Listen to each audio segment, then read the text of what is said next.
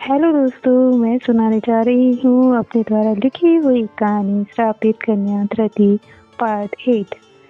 अक्षरा ठाकुर, जो कि अभी मंदाकिनी देवी को समझाने की कोशिश कर रहा था और तभी एक शख्स दौड़ता हुआ आया और अक्षराज के कदमों में आकर गिरा।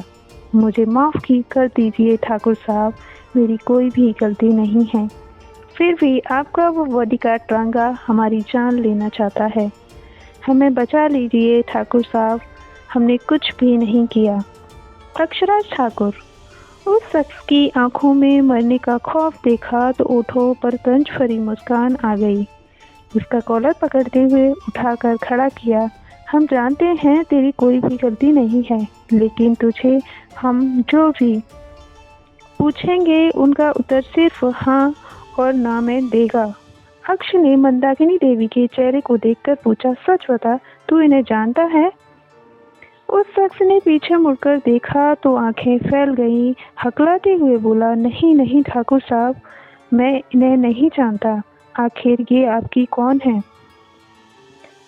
अक्षरा ठाकुर उस शख्स को सवाल जवाब करते हुए मंदाकिनी जी से बोला, आप यहीं बैठिए मैडम, हमें कुछ ज़रूरी काम याद आ गया तो हमें निकलना होगा। अक्षराज इतना बोलते ही उस शख्स का हाथ पकड़ा और बाहर की ओर चल दिया। अक्षराज ठाकुर दरवाजे को पार कर गाड़ी के पास आकर गाड़ी की खिड़की खोली। वैसे ही उसमें से जगमोहन मल्होत्रा के खांसने की आवाज़ आई। ओह ओह! उस शख्स ने किसी के खांसने की आवाज़ सुनी तो हैरत भरी नज़रों से गाड़ी की तरफ देखा।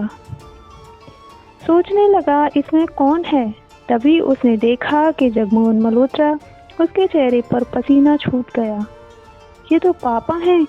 ये मैं कहाँ फंस गया? जगमोहन मल्होत्रा ने अपनी नज़रें उठाकर देखा तो उनके सामने उनका बेटा अंगद मल्होत्रा खड़ा हुआ था। जगमोहन ने उसी पल नज़रें झुका लीं, जैसे उन्होंने कुछ देखा ही नहीं। अक्षराज ने अंगद को गाड़ी में बैठने के लिए कहा। अंगद कांपते हुए गाड़ी में जगमोहन मल्होत्रा के बगल में आकर बैठा। अब दोनों बाप बेटे एक दूसरे के लिए अनजान थे। अक्षराज ड्राइविंग सीट पर बैठते हुए गाड़ी स्टार्ट किया और गाड़ी चलने लगी। गाड़ी तेज स्पीड में चली ही रही थी कि अचानक से ब्रेक लगे। उसी पल अंगद के मुंह से निकला, पापा संभल कर। अंगद के शब्दों को सुनकर अक्षराज ने गाड़ी वहीं की वहीं रोक दी और तेजी से खिड़की खोलते हुए गाड़ी से बाहर आया। उसी पल पीछे की खिड़की खोलते हुए अक्ष ने दोनों को नीचे उतरने के लिए बोला। जगमोहन मल्होत्रा अच्छी तरह से जानता था अक्षराज से उलझना यानी मौत से उलझना। दोनों गाड़ी से नीचे उतरते ही घुटनों के बल आ गए। हमें माफ़ कर दीजिए ठाकुर साहब, हमसे बहुत बड़ी गलती हो गई, जो कि हमने आपसे सच छुपाया। अक्षराज ठाकुर अपनी कमर पर लगी रिवॉल्वर को फूंक मारते हुए जोर से हंसने लगा। तुम दोनों गहरी सांस ली। तुम दोनों एक साथ मरना पसंद करोगे कि अलग अलग? अक्ष तंज भरी मुस्कान देते हुए बोला, चलो एक खेल खेलते हैं, पहले बाप फिर बेटा, अब देखते हैं किस्मत किसकी अच्छी है। अंगद की आंखें फैल गईं, पसीने से लथपथ। हकलाते हुए बोला, मैं आपको सब कुछ सच बताता हूँ ठाकुर साहब, लेकिन हमारी जान बख्श दीजिए।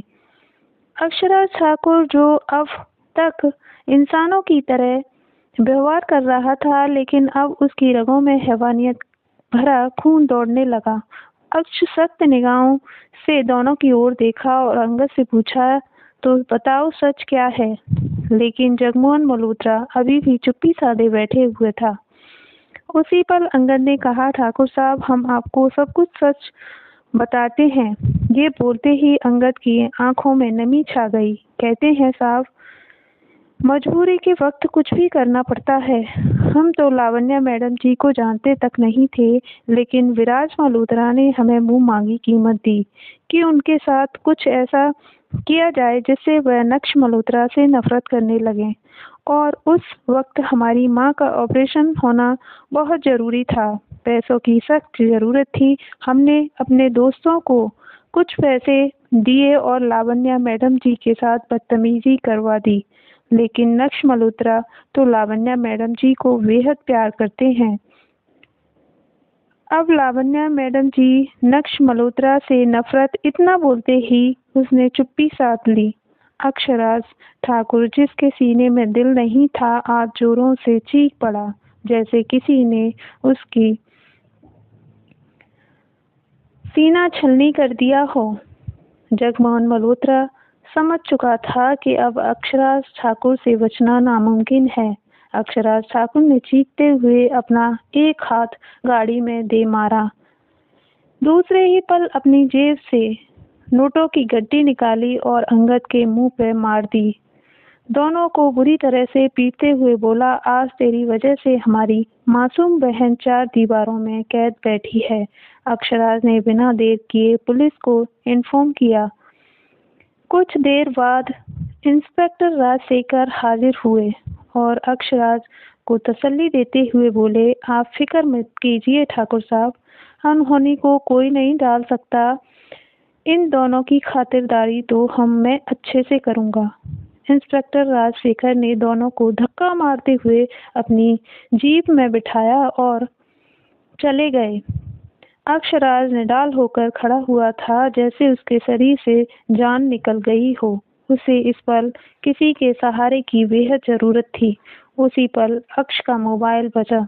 अक्षराज मोबाइल को रिंग करते ही अपने होश में आया और मोबाइल जेब से निकालकर स्क्रीन पर नजर डाली तो डॉक्टर खुराना का कॉल था। लेकिन अक्ष अभी किसी से बात करना नहीं चाहता था। उसे सारी दुनिया फरेबी नजर आ रही थी। अक्ष ने गाड़ी की खिड़की खोली और ड्राइविंग सीट पर बैठा। दूसरे ही पल मोबाइल दोबारा रिंग किया। अक्ष ने मोबाइल की स्क्रीन पर नजर डाली तो डॉक्टर खुराना का फिर से कॉल था। लेकिन अक्ष आज टूट सा गया था। उसने मोबाइल को स्विच ऑफ किया और साइड में रखी पानी की बोतल से एक घूंट पानी पीते हुए आंखें बंद करके सीट की टेक ले ली। City hospital. नक्श मल्होत्रा, जिसके कंधे पर गोली लगी थी, लेकिन छोटे से ऑपरेशन के बाद फिलहाल वो ठीक महसूस कर रहा था। तभी उसे आईसीयू में लाया गया। धृति राठौर के बगल वाले बेड पर शिफ्ट कर दिया गया। धृति राठौर, जो नक्श मल्होत्रा के बिल्कुल बगल वाले बेड पर थी, जो 3 दिनों से अपने होशो हवास में नहीं थी, लेकिन आज कुछ देर पहले ही उसे होश आया था। वह खूबसूरत धृति राठौर देखने में इस वक्त बेहद डरावनी लग रही थी, लेकिन उसकी आंखों में बहुत कुछ दिखाई दे रहा था। नक्श मल्होत्रा अपने बिस्तर पर सिराने की टेक लिए धृति की ओर देख रहा था। तभी नक्श मल्होत्रा की ओर देखा, लेकिन उसके चेहरे पर कोई भाव नहीं था। नक्श मल्होत्रा वो वास्तव में एक सच्चा इंसान था और खुशदिल इंसान, रोते हुए को हंसाने वाला। दूसरे ही पल नक्श ने धृति से कहा, क्या तुम यहाँ नई आई हो? धृति एकदम से ये बात सुनी तो उसके चेहरे पर हल्की सी मुस्कुराहट आ गई। शेष अगले भाग में। अगर आप लोगों को ये पार्ट अच्छा लगे तो प्लीज़ कमेंट कीजिए, लाइक कीजिए, चैनल को सब्सक्राइब कीजिए। धन्यवाद।